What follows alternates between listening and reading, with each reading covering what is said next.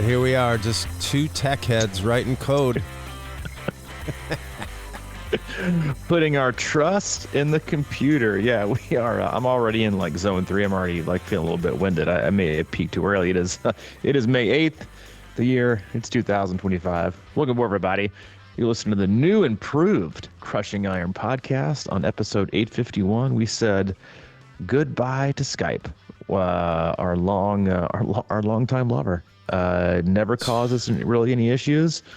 Was free, simple to use. Required the occasional, every 90-day update that we really never noticed any upgrade, but we did it, and it was seamless, and it was comfortable, and it was what we're used to. And then they said, hey, we're not doing Skype anymore. You got to go over to Teams. We fought back on the man for 7 strong days in the Skype world, probably all alone, as they were supposed to shut it down, like May 1st, and then force you over to Teams. But here we are on our first day on Microsoft Teams, being a little more corporate with the Microsoft Teams.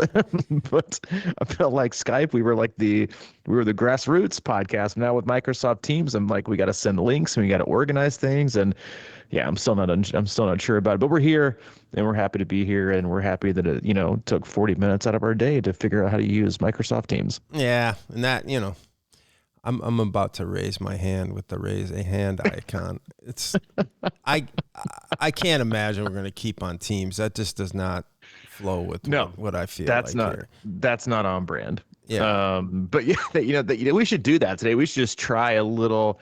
I'm just going to talk, right? And then as usual, and then when you want me to shut up, so you can just raise your hand. Just hit the old raise button, and if I hit a topic that you like, just hit the old react button. Give me like a little emoji reaction. I just did it. Oh, that ain't bad. There you go. I see it. Yeah, time for me to shut up on my rant and let we Mike will speak. stay on Teams. Maybe we will stay on it. Or I can send like a little bit of a jab. It's like, hey, I'm about to shut up, so I'm going to toss it over to you. But listen, there's perks to everything. But anyway, we're happy to be here. Might be a little bit of a shorter cast. We probably already put in some overtime. But before we went live, we got a big racing weekend here in North America, at least. With some pretty good start lists. You got St. George 70.3 on Saturday, along with Gulf Coast, which is one of the longest standing 70.3s in North America. I know it used to be just the Gulf Coast Triathlon. That was around for, I think, 2 decades before Ironman came and bought it. That was haven't been down there in forever, but it was my very first 70.3. It's one that I did, I think, 5 or 6 years in a row. I mentioned that before in the podcast, but it's always got a pretty solid age group field being there in Florida, because I can train pretty much year round. Then you got St. George, who this is allegedly their last year, but I kind of feel like St. George is like the Brett Favre of 70.3s and fulls. Every year or two, they're like, you know what? I think we're going to retire from hosting you guys. We're done. This is the last year. We're going to make a lot of hoopla. It's going to be the last ever St. George, whatever, full or St. George 70.3. So make a big deal about it. It sells out. There's all this extra, hoopla and fanfare. And then about a year later, they're like, oh, guess what?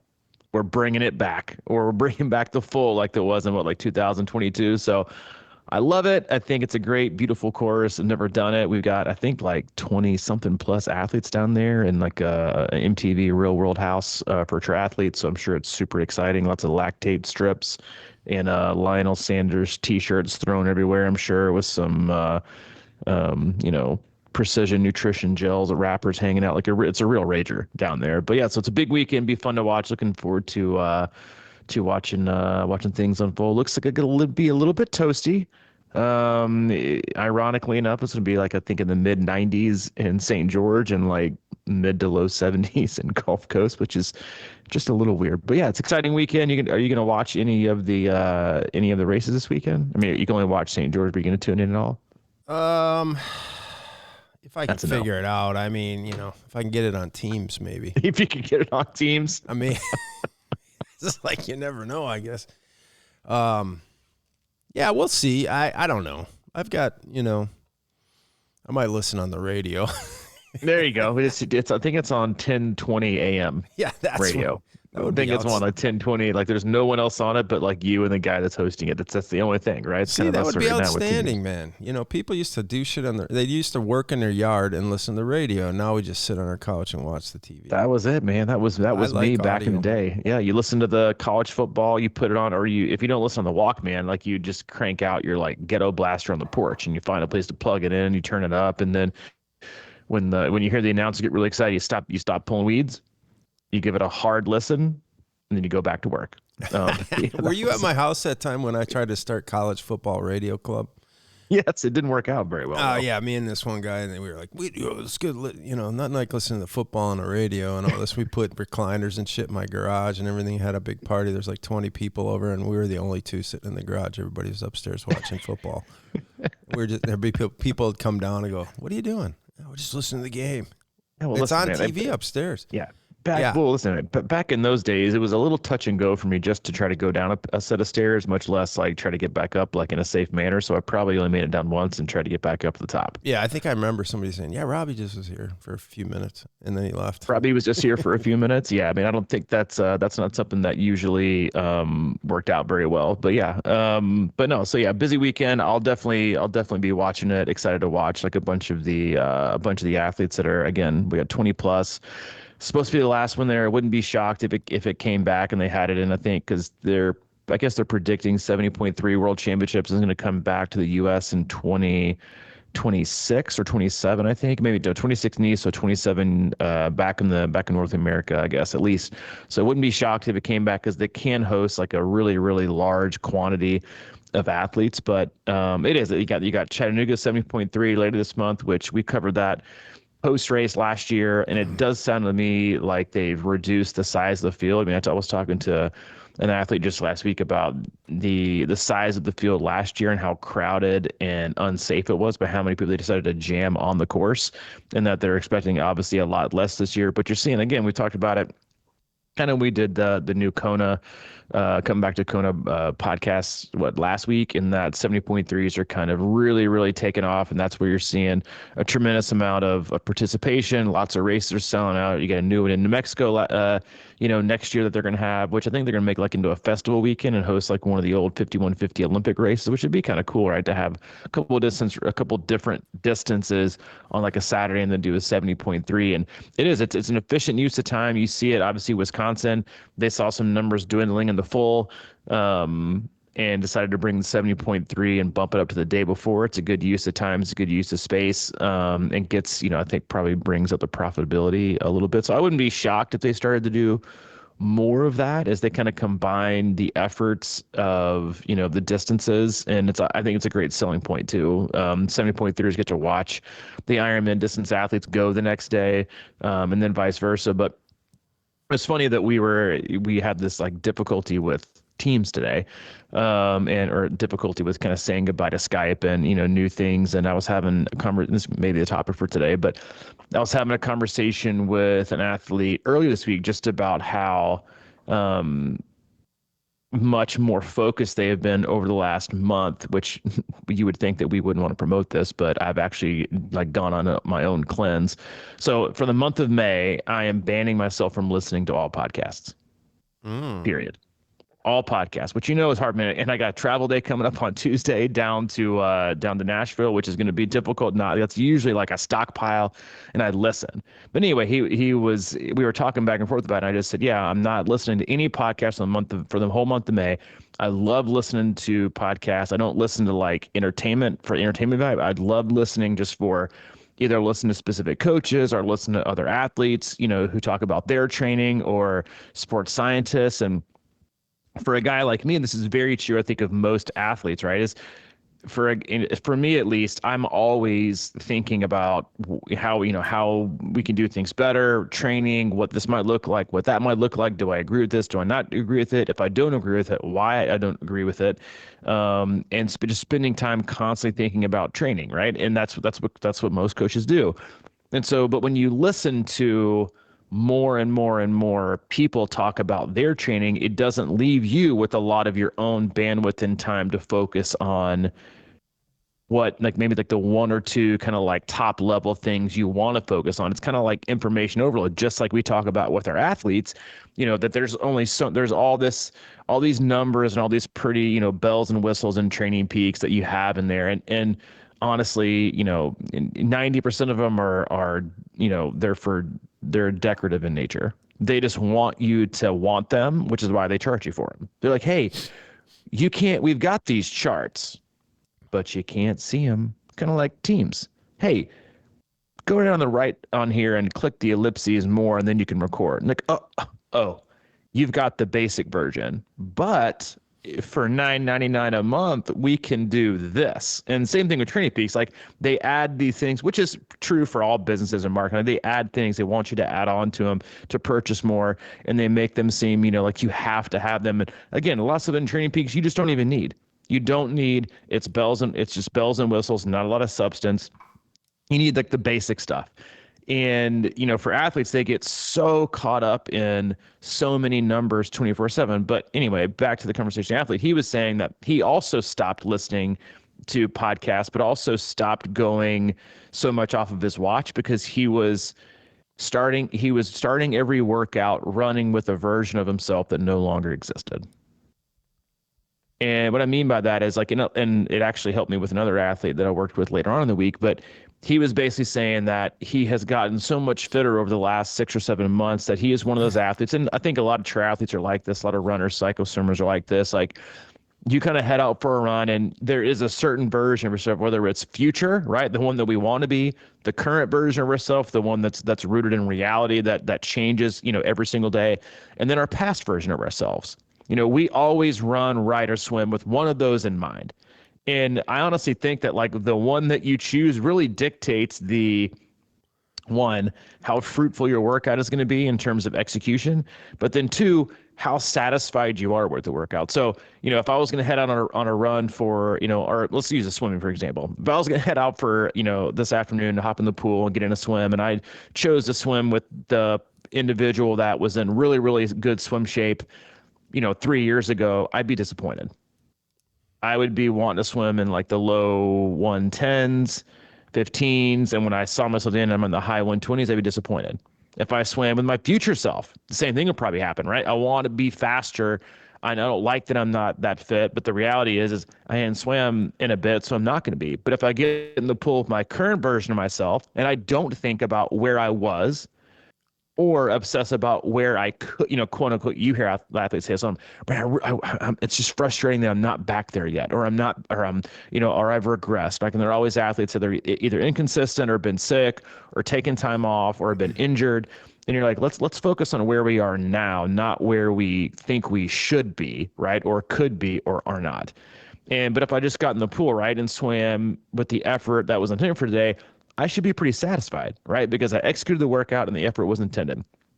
Same thing for the run, right? People go out there on the flip side, and let's say that you're a person who's been super consistent, you got in the sport, a year or two ago, and you're starting to see a lot of fitness, but you still train with that mentality of I am X slow, right? And we're saying for this athlete, the hypothetical athlete A, they used to be a 10:30 person. And that was like their go-to, that was their goal. But then they put in a lot of work. They've been super consistent for 2 years.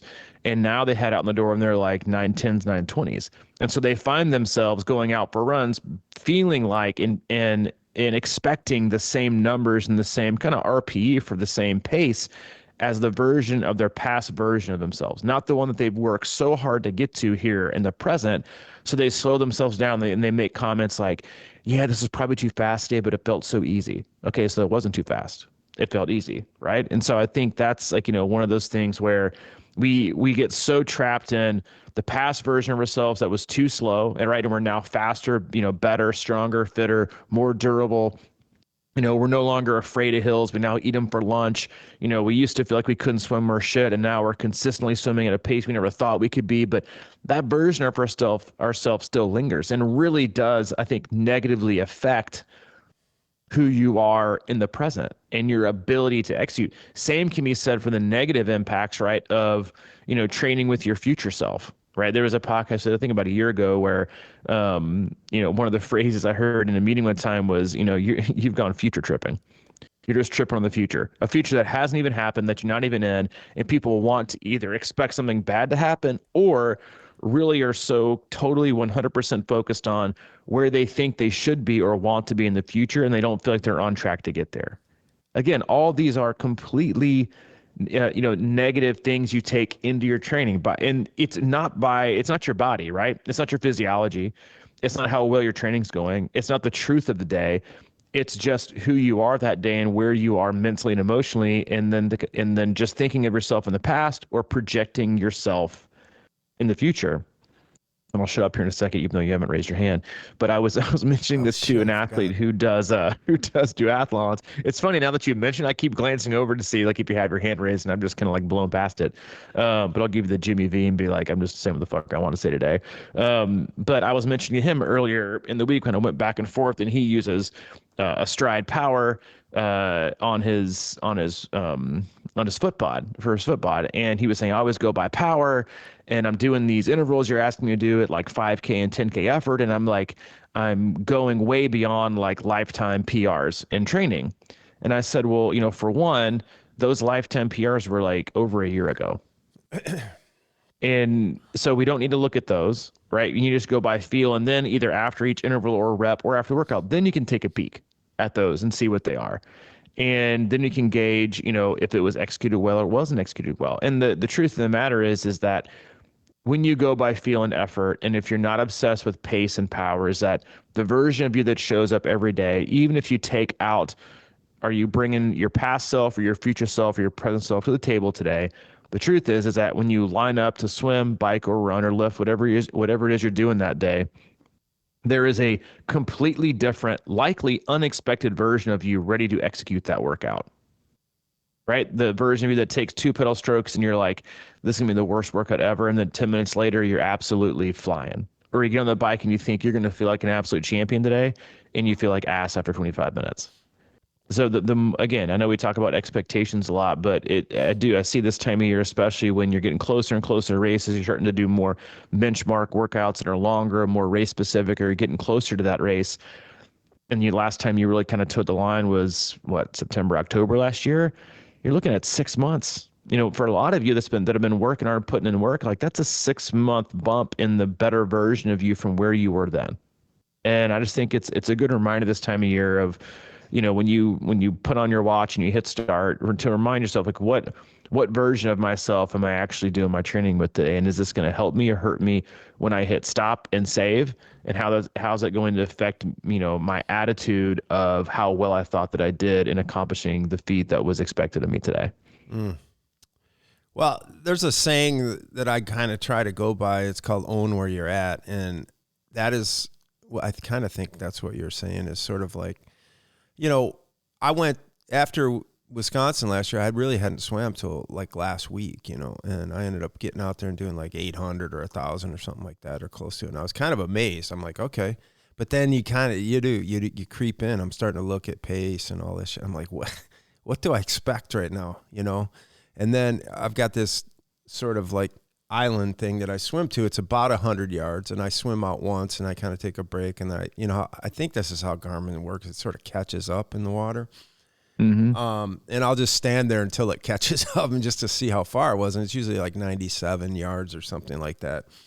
And then I start swimming again, and then I find myself, it's getting way behind me, and then I sit there waiting, and I'm like, then I get all caught up in that shit when I should just be trying to swim and getting some fitness back and be where I'm at and all this kind of shit. I was talking, interchanging in training peaks with an athlete this morning, and it was like that 10-minute thing you were talking about, how I think that's like one of the secrets to this sport is to never believe how you feel in the first 10, 15 minutes of anything, because with the fatigue build and, how you feel or what you might have had this morning, how you slept, all that kind of stuff. It's like, I never like feel great usually getting into a workout, no matter what it is. And it takes time, but then getting to the point where you're on fatigue legs, but like this particular example, I think he ran like 1.5 hours or something like that after knowing that he was going to suck right away, but then figured out how to get through it. because I mean, honestly, I think we're all probably, according to our capabilities, underachieving. And Sure. the idea of, getting out there and feeling tired or feeling like your legs are just completely wiped out or you're, overtrained and all that shit is probably mostly not true. I think, I mean, I've, been through many times when I'm like, man, I can't even hardly get out the door. And the next thing you know, you have a really solid run. So it's like, don't believe how you feel kind of thing all the time, even good and bad. I mean, that's one of our mantras about racing is don't believe the feeling you have and just kind of stay in the pocket and been thinking about cycling a lot since my new bike fit. And by the way, I was like, I got to get the bike fit. I got to get in shape for Nashville camp. Then I realized it was next week, not in July. So I could be in trouble. But, the point is don't believe how you feel. Just kind of stay in it. And I always talk about like when they, I do yoga or back in the day, the mentor or the leader would say, just stay in the pose, stay there, breathe into it. And that's how you get through shit. And I think that's a real good secret for training and racing is just to kind of stay where you're at, be where you're at, own your current fitness in that moment or that feeling or whatever, and to just kind of keep with it and get through it, because it's an amazing thing how your body's like, nah, I'm not going to do this today or whatever. And then you can kind of get through it. And it's like, all right, well, I'm just going to do what you're saying, I guess. And you can do it. So, well, listen to you talk about, because I've done this, but I think every athlete's done this before, right? Is it's hard to not carry the last workout's result or feel with you to the next one. mm-hmm. And that goes good and bad, right? You have a shitty workout and you expect the next one to be just as shitty. Be like, oh, I actually feel a lot better. Or you felt like an absolute king one day and the next day you feel like absolute trash. And I was thinking like, cause I've done this before and I'm sure it'll be the same case for me. And when you hop on the traces that, day one out there, you're like, I'm feeling pretty good. I still got it. You turn out 2.5, 3 hours like it's nothing. One, because you're fresh, 100% fresh, right? You're not fatigued totally. You're fresh. You're like, I'm in pretty good shape. Your brain starts to tweak. You're like, I got 100 days out to this. If I put a little bit in, I could probably do this. Well, then the next day you wake up and you go out there with that same mentality. But now all of a sudden you're super tired because you overextended yourself the day before. Even though you're able to get through it, even though you're able to knock it out and get it done, you show up with that same like, oh, dude, yesterday I had it. Let me see if I can stack a few other days together. And about 20 minutes later, you're like, my legs, I got nothing. I'm absolutely roasted.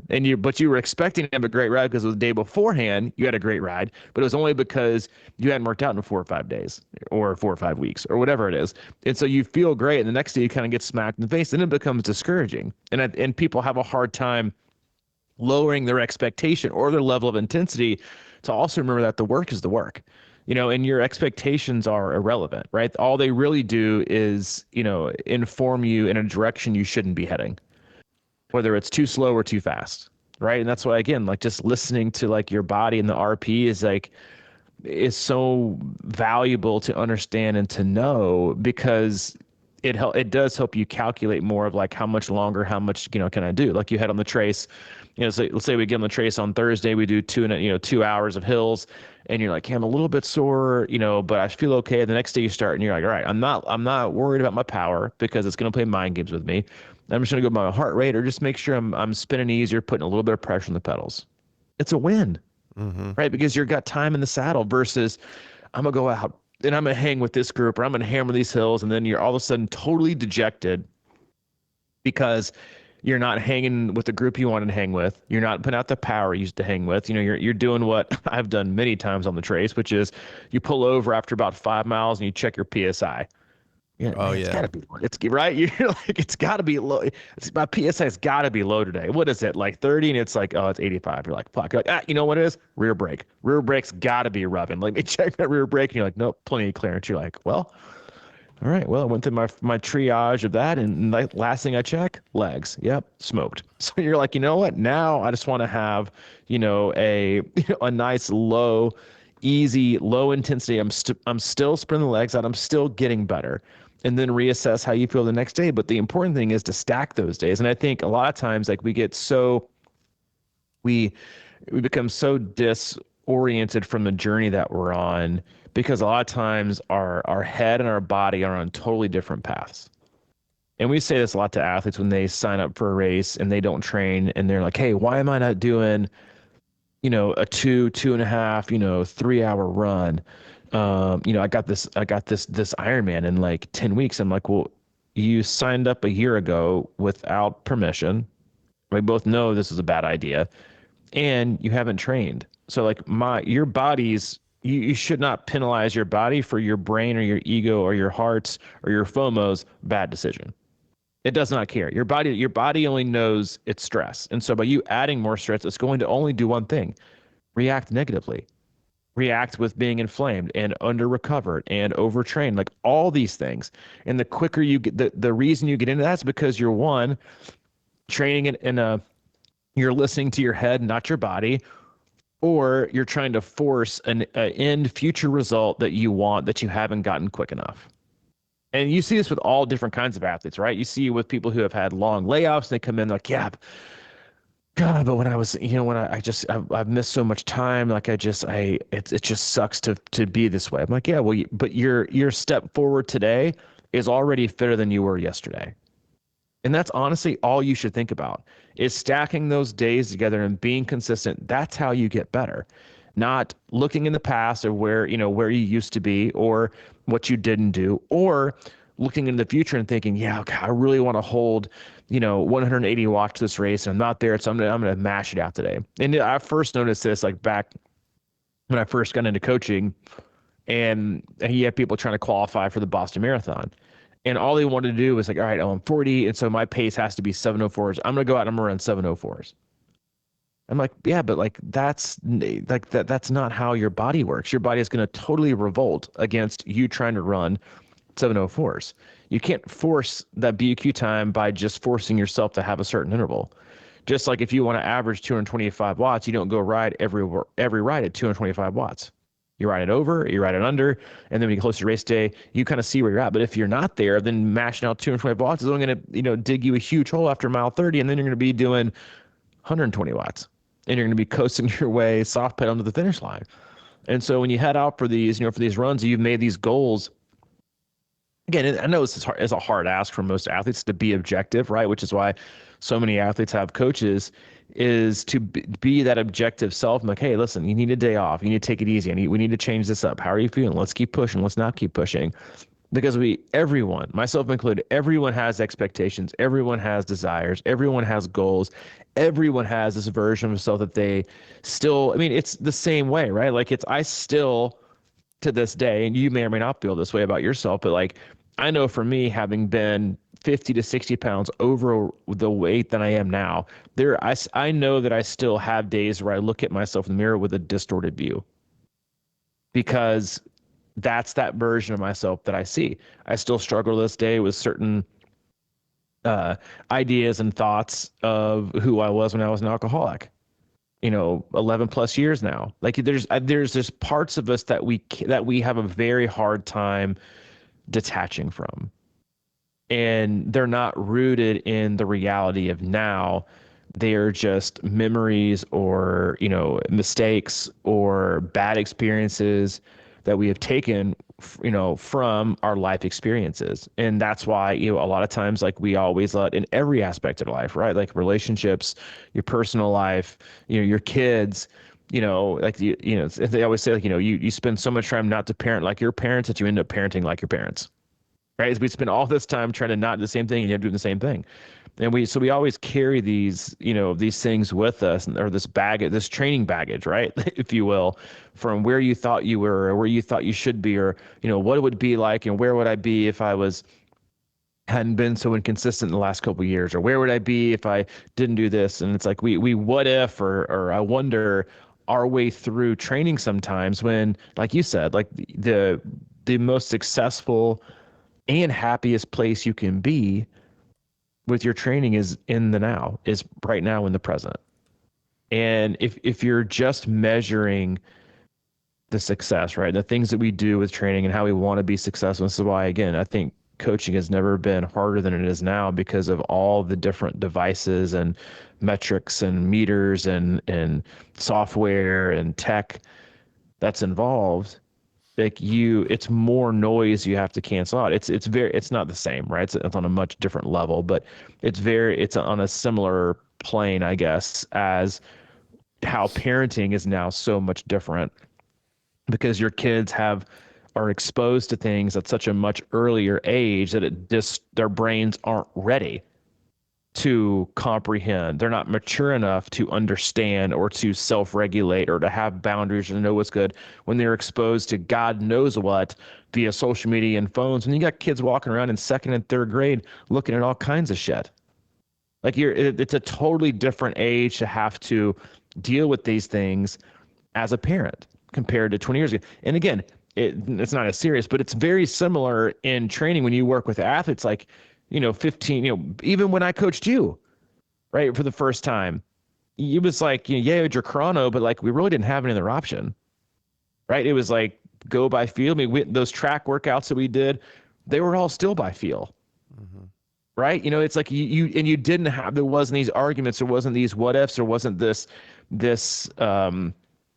extra noise and pollution really telling you what it was or what you weren't or what you could be or where you aren't right now.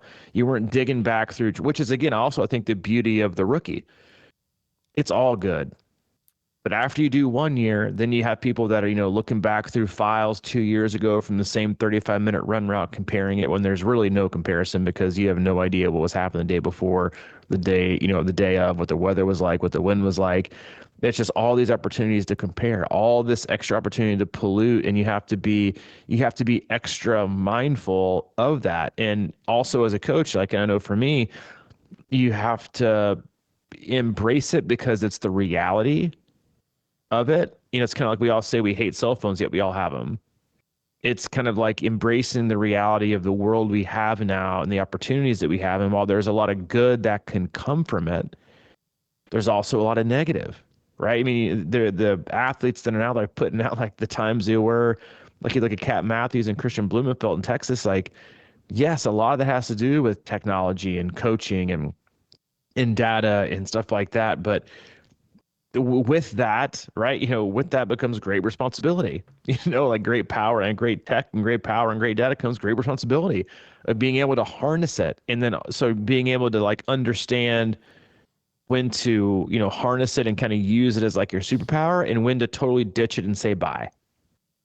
And I mean, there was like, I remember having to do this a few times and did it to myself even. This is again, like well over a decade ago, 11, 12 years ago, because this is before I got sober, but I would make athletes mail me their GPS watch. Because I'm like, you're obsessed with your pace. Mail me your watch and I'll send it back in 2 weeks and just use a stopwatch. And I did the same thing. I remember training for Louisville the last year, going to the last year I did it before I got sober. I gave my bike computer because every time I hit the trace, because I rode it so much. And again, like you can relate, like you and I used to go to the lab 2 or 3 times a week. We hit the trace 1 or 2 times a week, right? So you knew every single time where your best was or you're chasing a speed. And that's like just a surefire way to either have your best day ever because you're feeling it, and that's going to happen once. And the rest of them, you're going to burn yourself out too quick because you're thinking about the past version of yourself or the one that you're not today. And so I had to give it up because I was focusing so much on my average miles per hour because I didn't even have a power meter. It was just what my miles per hour and trying to get it over like 19 and a half or 20, which is a solid clip on the trace.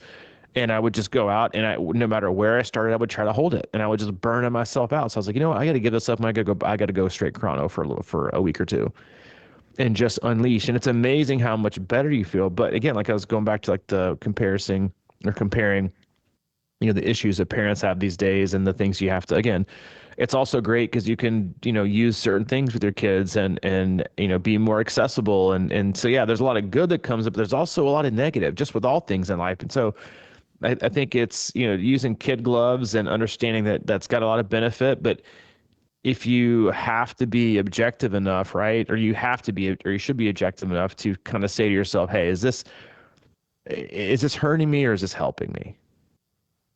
And maybe that doesn't look like giving it up for a week, because most people would have like a freaking panic attack. You know, maybe it looks like, you know, and I even recognize this in myself. Okay. I saw your hand go up, so I just shut up. Just fucking around. No, man, but I don't. Yeah, it's like this whole thing about trying too hard to be that old athlete or that future athlete, man. It's like, it's really interesting. I'm kind of digging this. I'm not going to lie right now. Okay. Does it shut off or do I have to click it off? I think it's just going to stay up and remind me to stay quiet. Yeah. No, but I've really been interested in this because I think we all have that tendency, right? You know, and I know athletes will do it with me, and you know, they'll kind of get back into the pool for a couple weeks, and then all of a sudden they'll say, "Hey, coach, I really clicked off a fast 25," and I'll be like, "All right, that's awesome." You know, and I talked to, you know, over time I've learned that I know I'm getting to be in a good spot with my swimming personally when I go to the pool and I have a 3,000 plus, and I think of it as like a 1,500 or something. You know, you kind of get to this place where you're sort of owning a distance along the way, and that could be like maybe an hour and a half run or a 3-hour bike or something. Just doesn't seem like that big a deal. And to me, that's sort of a benchmark, those types of things, because, you know, everyone wants to, you know, like for me, it would, you know, back in my really good run shape days, I was kind of, you know, my cruising speed was in, you know, 8:30, 8:45 area.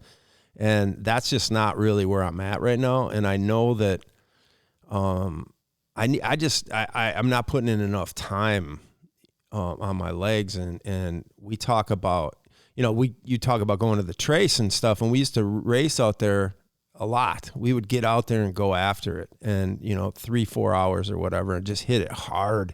And I'd be driving home and like seeing double and shit, you know, like, That's right. And then literally just barely making it home, and then going right to the shower and then taking a nap, you know. And that's because, I mean, in reality, I mean, it's because we went too hard, you know. It's just like this VO2 max, you know, drive that we have. And like you're saying, man, every time you get out and you kind of, you know, it's just this situation where you just want to prove something to yourself, and you kind of push it, and then you wonder why you're like super sore, or you know, your body's burned down. And I'm just really kind of interested in embracing sort of low intensity. So like if you got somebody that's you know, wanting to put in, you know, they got the Ironman coming up, and, you know, they want to start running 2 hours and, you know, whatever, but they're not, you know, ready for it. You know, my thing is just, you know, go get you an hour. And then if you really want to put in a little time, just walk an extra hour or something like that, because I just think it's almost counterproductive sometimes. You know, we can sit here and say, yeah, I ran an 8:30 mile, and, you know, in the middle of that and everything. And I'm like, okay, that's great, but can you hold, I mean, you know, and then that really has no bearing on anything. If you're not in, you know, that volume shape. And so the inconsistency of that, and how to really truly build up. And cause I think a lot of us, you know, I don't know, it just seems like it, you know, if you're sort of rushing yourself into shape or into speed, that seems to, you know, do more for the mind sometimes. And then the body's just like, wait a minute, we're not keeping up with this or whatever. And then you get in there and you do a race, and then you're shelled for like 2-3 months, and you kind of get back in the same cycle. So like, I keep thinking about this is like, okay, well, what could be my top speed? I think I would benefit so much more just by getting more volume at low intensity right now. And, you know, not junk miles per se, but just kind of keeping myself in the game each day. And then building that as smart and as rationally as possible, and get into the race in my best, like, endurance shape, and then take my chances. You know what I'm saying? It's like, I don't, you want to work in, you want to get some speed work, and I'm not denouncing that, but I'm just saying, like the other day I was talking about how I used to have I felt really good getting into Ironman a few years ago just by doing like, sustained trainer rides, nothing like too crazy and over the top. And I get off and my legs would be kind of feeling it, but I wouldn't be completely shelled. Right. Mm-hmm. And I think that's a fine line that a lot of us walk, it's one, there's one, it's sort of this fatigue. Yeah, I did some really good work there versus, man, I need to just sit around the rest of the day kind of shit. And I don't think that's a very positive approach to a lot of this, because especially if you want to do it in the long term and, that feeling, it's like that feeling I imagine that you had at Ironman Texas 70.3 that year when I looked at your face and I was like, dude, but like that's a major, observation, but like we can have, slight versions of that all the time, kind of that shelled, Mm-hmm. It's one thing to be shelled. It's one thing to put in a solid workout that you did work and not be, not function the rest of the day. I mean, and that happens at every level. I mean, Yeah. you look at, like two examples was, I think it was Ari, I can't remember his last name. The guy who won Singapore T100 last year, who like collapsed across the finish line. It was so hot that day and he was like on a completely different level and completely cooked himself. He hasn't been even close to back to that performance in over a year. Interesting. You said that about Blumenfeld. He came across the line. He looked like he was fresh as a daisy. Yeah, he looked like he hadn't even like trained. It looked like a regular training day for him. And then like Sam Laidlow, who blew up, right? He went to the well and I think fried himself on that bike split in Kona last year. He's like, I think he's calling it now. He has like unexplained underperforming, like some like whether a doctor basically was like, I don't know what's wrong with you, but he's like overly and can't perform anymore. Not anymore, but like he can't perform to the level he was last October since that one effort. And I just think it like I mean, obviously those are like to an nth degree, but like at the professional ranks, and they put in 20, 30 hours, 35 hours a week sometimes. Like if that can happen to them during a race, it can definitely happen to an age group race, but it can definitely happen to you in training. So you go so deep in the well, your body I think has this, it just like, it's kind of like touching the hot stove, right? You have this like resistance to it.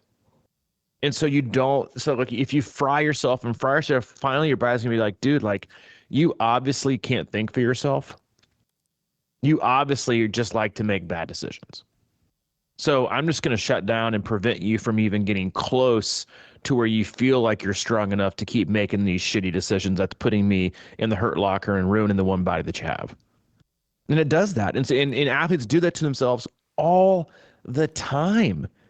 And so if you start working with an athlete who's like chronically overtrained either by a previous coach or just usually like self-inflicted, you just have to kind of tell them like, hey, this might be like a 4 to 6 week process of like just getting you back to like baseline. And this that requires so much thoughtfulness, but on our own side, like, yeah, like there's this obsession with, wanting to feel like it was really, really hard work to feel like I gained a lot. Mm-hmm. And instead of like how much I can do and create, cumulatively, and then how absolutely destroyed you usually are when you try to do it all at once instead of spreading it out thin. Like, I was doing some yard work over the weekend and, I was ordering some mulch and I was like, man, it's probably going to take me 150 bags to do this whole thing. I'm already kind of tired. I mean, the weather's beautiful, so there's no excuses. But I was like, if I order all 150, guess what I have to do in one day? Everyone. 100, every one of them, Mm-hmm. because you can't leave your yard half mulched. It's like like they will wonder what you're doing, or you don't know how to measure. You don't know how many bags to order. What is wrong with you? But you know what I did? Order 50. I was like, that's all I got time for. One, and I know that if I get more than that, I'm gonna have to lay whatever I get. And I was like, before I've been like, I'm gonna do it. I'm doing it all in a day, and I'm shelled for like a week. I don't want to do a thing. I don't want to do anything. Every right now, like last week of April, first 2 weeks of May, everyone like, skipped some weekend workouts because like, hey, I did 4 or 5 hours of yard work today. I've never been so sore in my entire life. I've been putting these projects, off a little bit, but this is where I am and I'm really sore. And you just get, instead of doing like just a couple hours here and there, that's it. And it all adds up, and then you got a beautiful yard, right? But we just, again, that's also about just knowing yourself.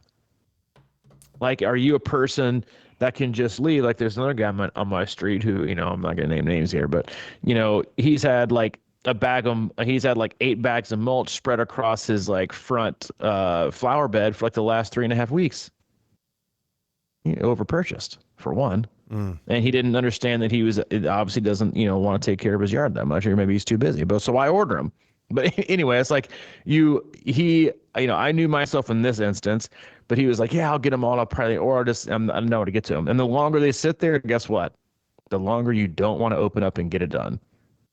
And so a lot of it is just like, understanding with training and doing it. And what I was saying a little bit ago before you raised your hand at me was sometimes as a coach I have to realize that too. Like you can feel like you've got a good harness of the ability and the capabilities of what you're able to do in training peaks, right? With building workouts and stuff.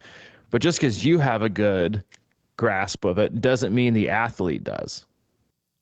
And you have to realize, and I realized that with an athlete a few weeks ago when I gave like, and I do this periodically, is I'll just give like an aerobic, like just free your mind run, no structure, just do it. And most athletes love it. Some people would just like you peek in there, like you built it anyway. They have to build it. But this athlete was like, man, I just went out and ran today. It was so nice to not have any structure and just free my mind up a little bit. And I think you have to include that again, like as much as of a selling point and how much people love built things because also on one hand, it frees them up from having to think, right? Because the workout just laps up. If you've got, a 35-minute run, you got a 10-minute warm up, then you got 5 strides and you got, aerobic after, like you don't touch your watch. It just does it for you. You don't have to think about because on one end of the spectrum, it relieves that having to think piece of it, right? But on the other hand, it also gives you something that you feel like you have to do in that moment versus, so like on one hand, you give that pre-built workout that it laps for you. And then on the other end, the next week you give 35-minute run, add in 6 strides of 20 seconds whenever you want to. And then most athletes, and again, this is like when you got to kind of know the person you're dealing with, is most athletes are like, yeah, that's perfectly fine. I can do whatever I want to. I can choose a downhill, or if it's pre-built, I'm always on an uphill when I get this last interval, and then your other athletes are like, okay, but when do you want them? And you're like, whenever. And you're like, well, but they're like, when? Like, first 10 minutes, mid, I'm like, your dealer's choice today. Do whatever you want. Some people don't do well with that. That actually makes them like more panicky. Some people struggle with more structure, and then there's like, a good happy medium. And so there's a lot of power to harness, but again, like all those, the more restrictive and precise you get, the more opportunity and more aware you have to be to the backlash, because it's going to create higher levels, I think, of resistance or oversimplifying and being too overly detailed that you have to kind of find a way to detach from that and like go on like a detox. I really wish it was like your Garmin device. Maybe it has this, who knows, but your Garmin like bike computer, your GPS watch, like after your warm up, you can just put it on do not disturb. I'm gonna go in RP mode. You got sleep mode, do not disturb work. And it's like, what? You swipe down, you're like, do not disturb. Do not talk to me. I'm going RP, baby. And then it tracks everything else, and you're done with it, you just go, oh, boom. So you can get like the first half of your workout, and then when it's time for the main stuff, you just disengage. Don't talk to me. Or your watch, buzzes a little bit when the effort's over. You don't have to look at your watch at all. I'm sure it has this feature, but it's just like, again, there's a happy medium for some people, and again, knowing yourself and knowing what you need or what you don't need is also a big deal. And I also think changes, periodically, and so you have to also understand, like, again, come back to like changing, like where are you currently and what do you really need from yourself? Let me ask you something real quick. Go for it. What percentage of full Ironman athletes run the entire marathon? Are we talking even run through aid stations or run everything but aid stations? I'll give you 15 seconds at an aid station. Okay, okay. And that still doesn't probably change it that much. That much. I would say, honestly, it's so funny you asked me this because I had this conversation last week with an athlete so worried about running all 26. I was like, listen, honey, you ain't running all 26. Make this your first one. It'd be awesome if you do, but don't. It's like when people say, I'm going to go run a 100-mile ultra. Only about 3 people are. The rest of them aren't. I would say, honestly, dude, like I would say less, taking the pros out of it. Yeah. I would say between 6 to 8% Oh, they actually run it. that actually run the whole thing. Right. Yep. Okay. And then less than 10%. And that's the whole thing, even through aid stations. And then less than 10% run the entire thing. Okay. Think it's about right? Or you think I'm? You think No, I'm I too think under? that's right. Yeah, no, I think that's probably about right.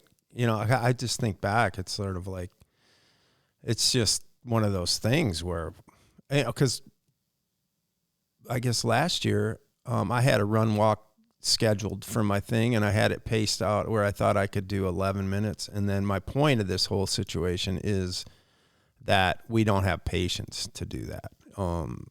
Usually we probably have the ability, like what I try to do is like, I'm falling behind. I try to pick up and make up time and almost force myself into shape during the race. And it backfired, and I lost a minute or so per mile. That's almost a half hour. I'm just saying, like, we have to almost just be who we are, at least accept it through mile 20. And then, if you just want to, like, go to a deep, dark well, then you can do it. But, yeah, I think we have it. I just think a lot of times it's, it started on the bike probably, but, it's just like forcing something we aren't, is I think we have to really pay attention to on the daily. And it goes both ways. I mean, we can close it out, but like, I think that goes both, right? Like forcing yourself to be too fast and also forcing yourself to be too slow. Yeah, that's why I like strides just in general. Exactly, right? Like you read the same stuff I do. It's like you're like, man, the pace was so much slower than I thought I was supposed to be today. Well, then your effort was pretty high for the slow you got, so it would mean you're too tired. Like you were obviously racing with your brain and your watch, not your body. Or, man, like, sorry, coach, like I know this is way too fast today, but it just felt amazing. Okay, then it wasn't too fast. Because, like if it was super comfortable, like a guy earlier today, like he was like, hey, my running's feeling amazing right now. I did the open half marathon effort and it just felt easy. And I was like, okay, well, I hate to, be the bearer of bad news here, but like if your open half marathon feels easy, you ain't running it half hard enough. Like it should feel uncomfortably comfortable or comfortably uncomfortable, whatever you want to call it. It should not feel easy. But what he probably meant was the pace that I'm used to running at felt easy. So he didn't in fact run open half marathon effort. He ran the old version of himself, open half marathon pace that did not now correspond to his current fitness. And again, changes with you every day, for better or for worse. Take a look at it yourself this week and detach a little bit. And if you're not having a good workout, maybe raise your hand to yourself and draw attention to it. Adjust or, disconnect or duct tape your watch or put it in sleep mode or just do not, like, we are We are too busy all the time anyway. Our brains are too busy all the time anyway. Our brain is constantly, dealing with distractions and dings and beeps and alerts and notifications and, you're somebody talking to you, your kids needing something or, work calling. It's like constant. Why give yourself something else to be, constantly told what to do all the time? Yeah, sometimes it's nice. You don't have to think, right? Have someone else tell you what to do. That's a stress, reliever for most people because you don't have to think about doing it yourself. But try to find that happy medium, right? Embrace going rogue sometimes, as long as it's, not, gonna put you in the coffin for, a couple of days. But, listen to your body, listen to yourself. Um, you know, live long and peaceful. Skype. Yeah, man. That should just be the send off here. Goodbye, Skype. Goodbye, We loved Skype. you. Yeah, it was good for us. It's good for us and good for you. Provided you guys 850 podcasts. But no, that's it. Enjoy the racing this weekend. We'll be off next week down at Nashville camp, living it up, enjoying ourselves. Well, maybe enjoying ourselves on on the trace, maybe not. Depends on the day and when we get out there. But we appreciate you guys. We love you. Go to the website c26triathlon.com. It's the one-stop shop we have for coaching camps and community. If you need anything from Mike, he's available. Mike at c26triathlon.com. If you need anything from me, Robbie at c26triathlon.com. All right. Teams over and out. Teams over and out. And raise. All right, man. See you. See you.